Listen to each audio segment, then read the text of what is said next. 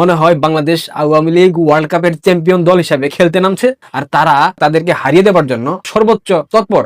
নেতা কর্মীরা রাস্তায় নামার পর এখন তারা ফল পেতে শুরু করেছেন যে তাদের সঙ্গে এসে একেবারে সাধারণ তৃণমূলের জনগণ যোগ দিচ্ছেন, এবং আওয়ামী লীগের নেতা কর্মী এমনকি সমর্থকেরা জানেন যে আওয়ামী লীগের একেবারে তৃণমূলের খেটে খাওয়া মানুষের ভয় যখন কেটে যায় এবং সেই মানুষ যখন আওয়ামী লীগের মিছিলের পেছনে দাঁড়াতে চায়, আওয়ামী লীগের মিছিল বের করতে সামনে এগিয়ে আসে, তখন আওয়ামী লীগের মিছিল বন্ধ করা ঠেকানো অসম্ভব হয়ে পড়ে। সরকারের আশঙ্কা, শঙ্কা, ভয় সেখানে। শুধুমাত্র একটা রাজনৈতিক দলকে ঠেকানোর জন্য 36টা রাজনৈতিক দল, সরকার, রাষ্ট্রীয় বাহিনী এতটাই তৎপর, তারা কি করবে ভেবে পাচ্ছে না। 13 নভেম্বর লকডাউন কর্মসূচি ঘোষণা করা হয়েছে, এখনো 13 নভেম্বর আসতে তিন দিন বাকি, অথচ তাদের যে পূর্ব প্রস্তুতি, মনে হয় বাংলাদেশ আওয়ামী লীগ ওয়ার্ল্ড কাপের চ্যাম্পিয়ন দল হিসেবে খেলতে নামছে, আর তারা তাদেরকে হারিয়ে দেওয়ার জন্য সর্বোচ্চ তৎপর। শিলং সালাউদ্দিন দুদিন পূর্বে আওয়ামী লীগের এই লকডাউন কর্মসূচিকে কেন্দ্র করে একটা বিদ্রুপ মন্তব্য করেছে। সে বলেছে ভারত থেকে লকডাউনের ঘোষণা দেয়, সাহস থাকলে দেশে আসুক, ভারত থেকে এসে কর্মসূচি পরিচালনা করুক, কিংবা তাদের যদি এত সাহস থাকতো তারা কেন ভারত চলে গেছে।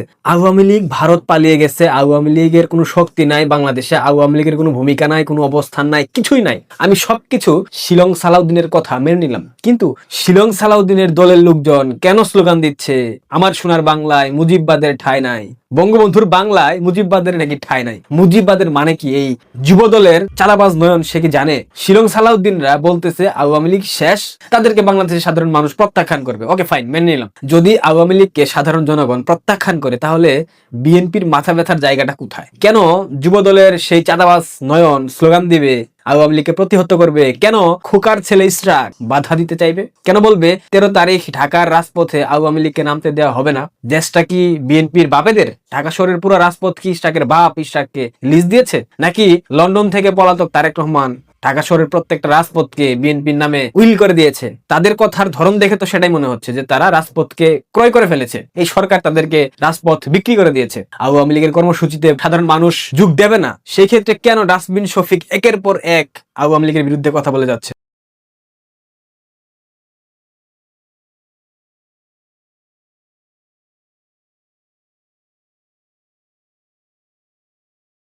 তেরোই নভেম্বরকে ঘিরে ডক্টর ইউনূস সরকার অনেক বেশি আতঙ্কিত আছে, তারই প্রমাণ মিলেছে এই 2 দিনের অ্যাক্টিভিটি দেখে।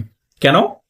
মেইন রিজন হচ্ছে ডক্টর ইউনূস বুঝতে পেরেছে 13ই নভেম্বর যদি আওয়ামী লীগের কর্মীরা রাজপথে নেমে রাজপথ দখল করে, আমার পতন 100%, কেউ ঠেকাতে পারবে না আমার পতন। হয়তোবা তারা জড়ো হয়ে যমুনা ঘেরাও করতে পারে বা যমুনাও আক্রমণ করতে পারে। সে কারণে ডক্টর ইউনূস এখন নতুন একটি পন্থা অবলম্বন করছে, এবং যারা ডক্টর ইউনূস গঙ্গের সিন্ডিকেট তাদেরকেও সে বিষয়ে অবগত করা হয়েছে এই কিছুদিন। তারা এখন কি করছে? নতুন নাটক সাজাচ্ছে।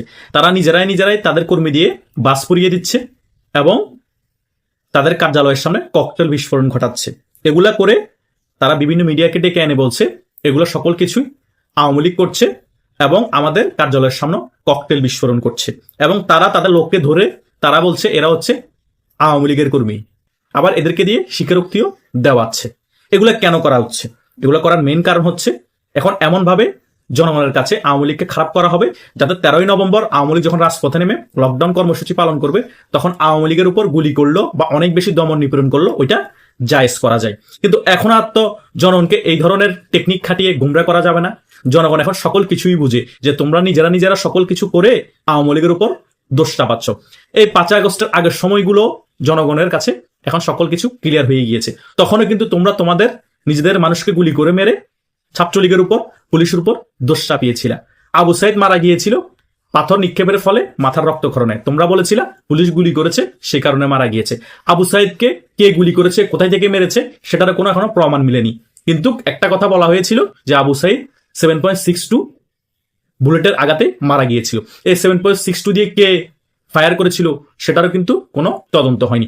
আবু সাইদ মুগ্ধকে মেরেছ তোমরা, দুজনকে মেরে তোমরা এই শেখ হাসিনার উপর দোষ চাপিয়েছিল, প্রশাসনের উপর দোষ চাপিয়েছিল।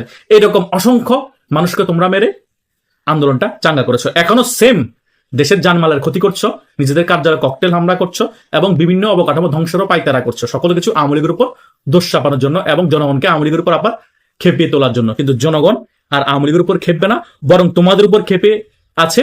আওয়ামী লীগের সাথে একত্রিত হয়ে তারা 13 নভেম্বর রাজপথে নেমে তোমাদের এই সকল মেটিকুলাস ডিজাইনের জবাব দিবে। 5 আগস্টেরটারও জবাব দিবে, এখন যেগুলো করছো তারও জবাব দিবে। অলরেডি জনগণ প্রস্তুত হচ্ছে আওয়ামী লীগের সাথে নামার জন্য। শেখ হাসিনা যে হুঙ্কার দিয়েছেন সেই হুঙ্কারে সাধারণ জনগণ একত্রতা হয়ে এখন আওয়ামী লীগের সাথে রাজপথে নামবে। রিক্সাওয়ালা বলেন, দিনমজুর বলেন, সিএনজিওয়ালা বলেন, বাস ড্রাইভার বলেন, ট্রাক ড্রাইভার বলেন এবং কৃষক যারাই বলেন এবং যত কর্মচারী আছে সকলেই সেদিন লকডাউন পালন করবে এবং আওয়ামী লীগের সাথে রাজপথে নামবে। এই ডক্টর ইউনূস সরকার তাদেরকে ঠেকানোর কোনো ক্ষমতা রাখে না এবং ঠেকাতেও পারবে না। সেটা অলরেডি প্রুভ হয়ে যাচ্ছে ডক্টর ইউনূসের এই ভয়ের কারণে। ডক্টর ইউনূস সে কারণে পুলিশকে বিশ্বাস করতে পারছে না, ডক্টর ইউনূস সে কারণে সেনাবাহিনীকে বিশ্বাস করতে পারছে না। সে কারণে তারা আসিফ মাহমুদের পার্সোনাল যে রক্ষী বাহিনী আছে, ট্রেনিং দিয়েছে, তাদেরকে সিভিলে নামানোর পরিকল্পনা করছে, তাদেরকে দিয়ে আওয়ামী লীগের কর্মীদেরকে হত্যাযজ্ঞ চালানোর পরিকল্পনা করছে। কিন্তু সেটাও ব্যর্থ হবে, কারণ এত হাজার হাজার লক্ষ মানুষকে মারা সম্ভব না। আর আওয়ামী লীগ নিজের মানুষকে মেরে তোমাদের উপর দোষ চাপাবে না। আওয়ামী লীগ রাজপথে যুদ্ধ করবে এবং সেই যুদ্ধে জয়লাভ করবে। আর আওয়ামী লীগের পাশে আছে বাংলাদেশের জনগণ, সেটা আবারও প্রমাণিত হয়ে যাবে 13 নভেম্বর। তোমরা যতই মেটিকুলাস ডিজাইন করো, যতই পরিকল্পনা করো, কোনো লাভ হবে না। একবার ব্রেনওয়াশ করেছে জনগণকে, বারবার ব্রেনওয়াশ করতে পারবে না। নিজেরা আক্রমণ করবা, নিজেদের মানুষকে মেরে আওয়ামী লীগের উপর দোষ চাপাবা, এটা বারবার হতে দেওয়া হবে না। তোমরা বিভিন্ন জায়গায় 5 আগস্ট আগে সরকারি অবকাঠামো ধ্বংস করে দিয়েছো, বিভিন্ন জায়গায় সরকারি অবকাঠামোতে আগুন লাগিয়ে দিয়েছো, পুলিশকে মেরে ঝুলিয়ে দিয়েছো।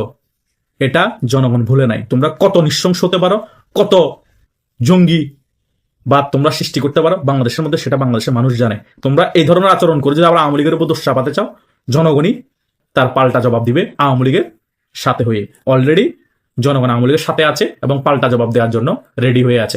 শেখ হাসিনার নামে 13 নভেম্বর মিথ্যা কোনো রায় দিলে তার পরিণাম খুবই ভয়াবহ হবে।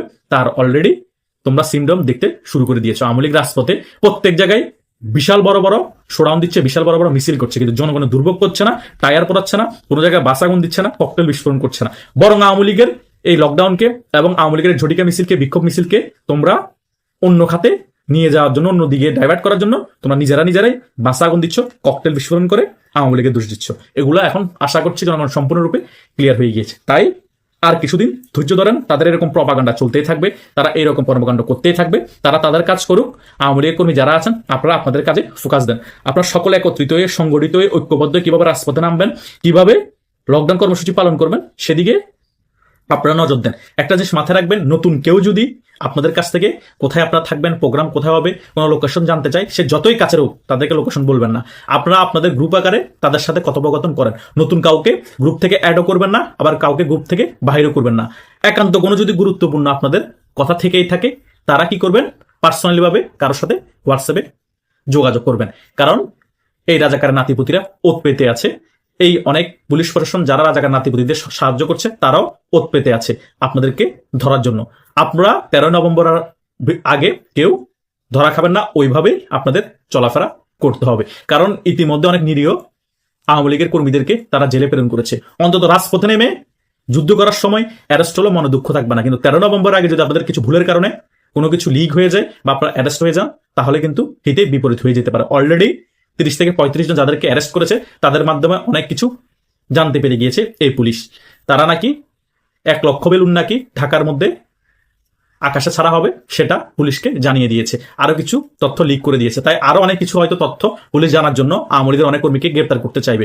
আপনারা আপনাদের ভুলের কারণে অ্যারেস্ট হলে এই সকল তথ্য হয়তো লিক হয়ে যেতে পারে। তাই এখন কোনো ভুল করা চলবে না। অনেক সিকিউরিটি মেনে আপনাদের কাজ করতে হবে, অনেক সাবধানে কাজ করতে হবে। কোনো মনের কথা কাউকে এখন শেয়ার করবেন না, লোকেশন শেয়ার করবেন না, এবং কি হতে পারে আপনি অনেক কিছু জানলেও খুব কাছের বন্ধু হলো শেয়ার করবেন না। তাকে বলবেন সেদিনই তুই ওই জায়গায় আসলে, সেদিনই রাজপথে আমরা দেখতে পাবি কি হবে। এটাই হচ্ছে আপনাদের মেন এজেন্ডা হওয়া দরকার। আমি মুক্তিযুদ্ধ সপক্ষের শক্তি, সে কারণে চাই বাংলাদেশের সকল রাজনৈতিক দল আবার বুক ফুলিয়ে রাজনীতি করুক এবং জনগণই ম্যান্ডেট দিবে আগামী থেকে সরকার গঠন করবে। সে কারণে আমি চাই আওয়ামী লীগ আবার রাজনীতিতে ফিরে আসুক। সে কারণে আপনাদেরকে এই কথাগুলো বলা। আমার কোনো ব্যক্তিগত স্বার্থ নাই, আমার কোনো এখানে ব্যক্তিগত এজেন্ডাও নাই। কারণ বাংলাদেশে আওয়ামী লীগের রাজনীতি থাকা মানে বাংলাদেশের রাজনীতিতে একটা ব্যালেন্স থাকা। বাংলাদেশে আওয়ামী লীগের রাজনীতি থাকা মানে বাংলাদেশে মুক্তিযুদ্ধের স্মৃতি বাংলাদেশে থাকা। এখন বাংলাদেশে আওয়ামী লীগের রাজনীতি নেই, মুক্তিযুদ্ধের কোনো স্মৃতিও নাই, কেউ মুক্তিযুদ্ধ নিয়ে কথা বলে না। সেই কারণে আমরা যারা মুক্তিযুদ্ধের সপক্ষে শক্তি আছি তারা এখন আওয়ামী লীগের হয়ে কথা বলতে বাধ্য হচ্ছি। তাই যে সকল কথা বলেছি সেগুলা আপনারা যদি পালন করেন, ইনশাল্লাহ 13 নভেম্বর ভালো কিছু হবে। শেখ হাসিনা যে হুঙ্কার দিয়েছেন সেটা প্রতিফলিত হবে রাজপথে, এবং আপনারা সেটা প্রতিপালন করতে পারবেন রাজপথে।